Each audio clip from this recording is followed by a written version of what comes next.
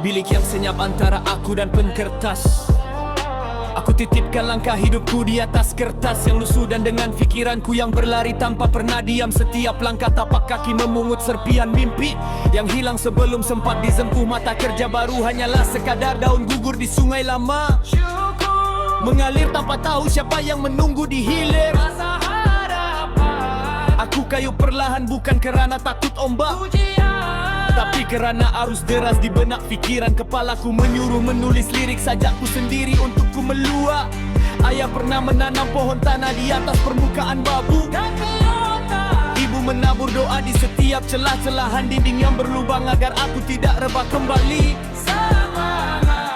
Dan aku hanyalah seperti dahan kecil yang cuba menegak longlah ditiup angin, walau tahu angin boleh menyelubung tanpa peringatan.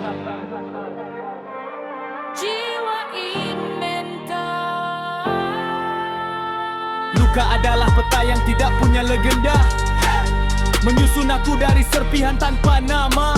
Setiap peluku menjadi tinta pada kulit masa yang hanya Maha Esa mengatur kehidupan, bukan manusia. Aku tidak mencari tepukan ramai di tepian lorong gelap, sekadar cukup jika malam menyimpan rahasia sabar. Kerana mereka yang cepat sering menukar arah, yang lambat belajar bahwa diam itu guru. Doa ibu ayah bukan bunyi tapi bayang-bayang menjalar di setiap celahan dada, memberi waktu walau kaki dan tangan meraba-raba, menjadi tali halus yang menarik aku kembali ke atas dari terus hanyut karam ke dasar lautan yang paling dalam. Hidupku seperti sehelai daun yang dibawa angin berterbangan, kadang jatuh di tanah, kadang berterbangan menyentuh langit. Namun dahan kini menjadi pohon yang kukuh tak urahsiakan. Walau hujan, turun dan ribut kencang adalah kawan lama. Aku meniti waktu seperti perahu kayu usang yang sudah tua dimakan anai-anai. Setiap kayuhan menolak diriku ke hilir yang hampir samar.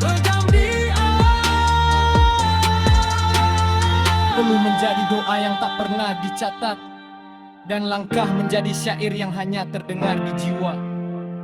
Jika suatu hari aku sampai ke puncak, bukan kerana dunia membuka pintu mata hatiku, tetapi kerana aku menunggu dan terus menunggu penuh dengan sabar, dan memeluk di setiap rintiknya hujan sebagai sebuah pelajaran.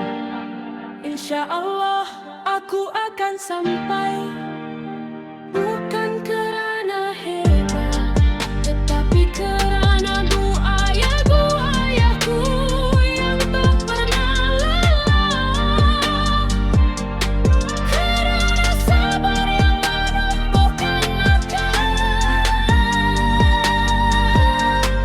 angkerannya aku mengerti, benar dan tumpah adalah yang belajar menanti tanpa bisikan suara manusia.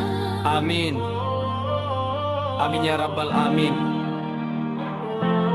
Cadahan doa yang tidak pernah lelah, bahkan nyawanya jadi taruhan, itulah berkat dari yang bergelar ibu dan ayah.